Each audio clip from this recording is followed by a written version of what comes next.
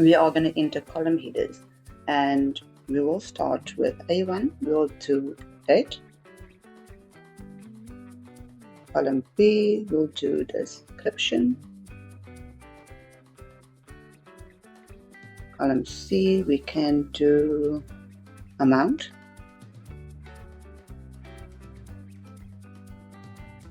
Column E, now let's do amount in column D. In column C, we'll do category.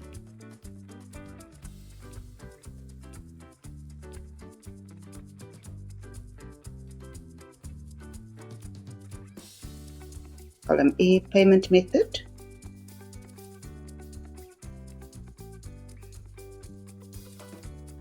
And column F, we can just have a section where we can have some.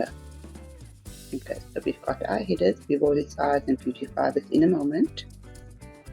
Now I want to beautify the sheet, and we are gonna highlight the headings. Background color, I like dark blue. Let us see. We choose that one, and we're gonna change the font color to white. We can then bold it, and we're gonna center align it as well. Okay, let's see once we do the width, the column width, we change at the moment it's 8.43, we change it to 30. Let's see how that looks. Maybe 30 might be a bit large. Let's change it to column width, we change it to 25. Okay, change this, make it slightly bigger so that you can see better. Okay, so now we've changed that. We can increase this, and we can say highlight them again and make the headers. So probably going to use this font. You can always change it, and we want to change this to 40. It's perfectly. This will stay at 11. Then I want to create a drop-down list, and I want to say, let's say column C, and we go to cell C2. Then we are going to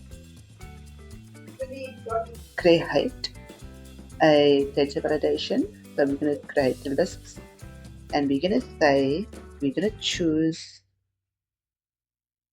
C2 to C1000 so that we have a bigger data set to work with. Now we say Control G, we say C2 to C1000.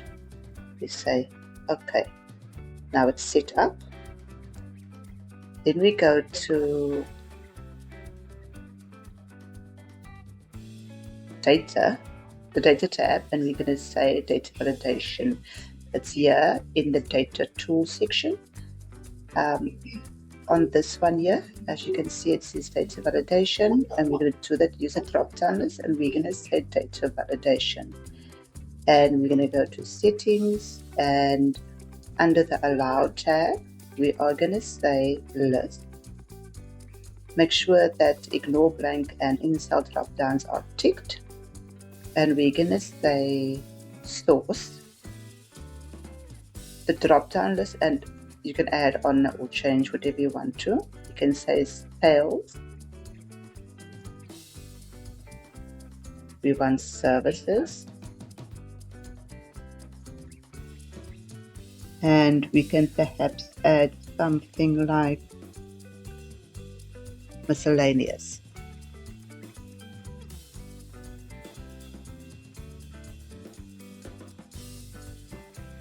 Okay, and then we can just click OK. And over here, you'll see your drop down little tab. Click on it. Those three options will come up. Perfect. So what I'm going to do is this category, I'm going to change to different color. Go home. The background color I want to change to a lighter blue so that it stands out. It's too light. Maybe this one.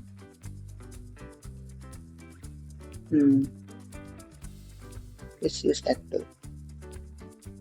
At least you know there's a drop down list there.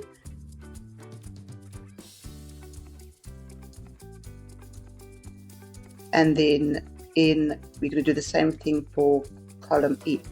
We change this to that color, and we're going to add a drop down list here as well. So we're going to go to Control G again, and we're going to say E2 to E1000, and we're going to click OK, and we're going to go to the data tab. We're going to add in the data validation.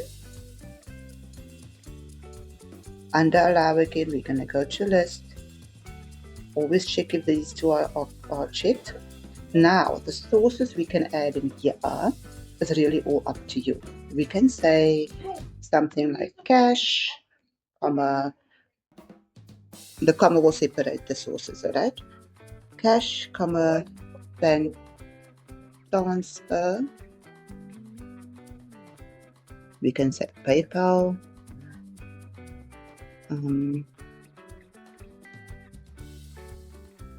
And we can say credit card.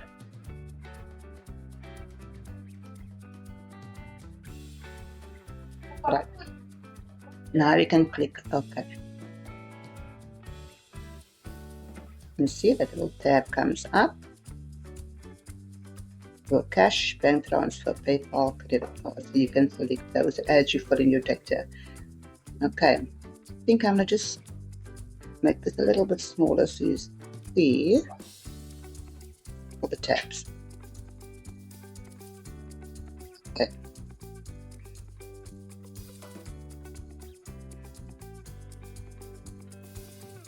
Now what we want to do is at the bottom, I want to create a total income formula. So for example, the income would obviously be the amount here. Now, because our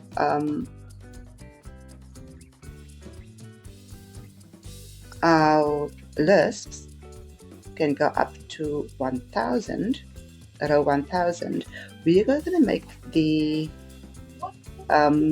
total income in D1001. So now to do that and to get there, obviously it's a long way down.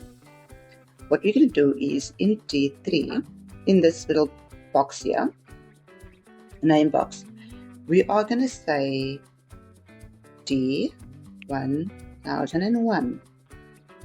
You see, it's going to take us straight down, and we're going to create a total column. So what we will do is we're going to say equal to sum, open parenthesis, and we're going to say D2 to D1000. Okay, you'll see it highlight there, and you'll say close parenthesis and enter. And this obviously currently has a 0, but I'll show you later once we have some data in it. We will bold. We will go to the home tab again, bold it, and then we're gonna make the background color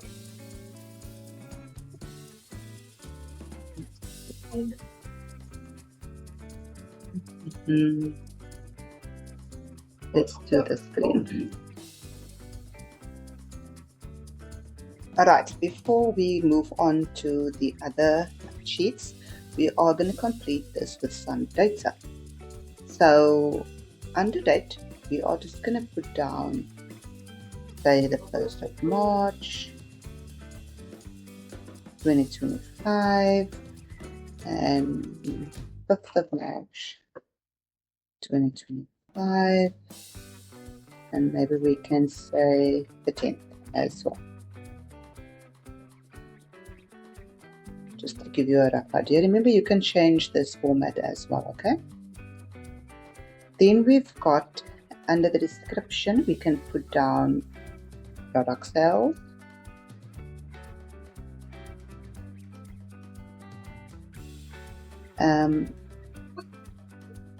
perhaps consulting services,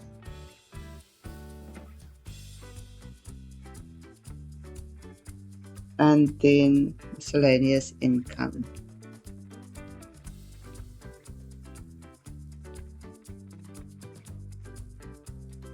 Under category, we can have, go down the drop down list and we say product sales will fall under the category of sales. Consulting services, we can say services, and then miscellaneous income, obviously miscellaneous.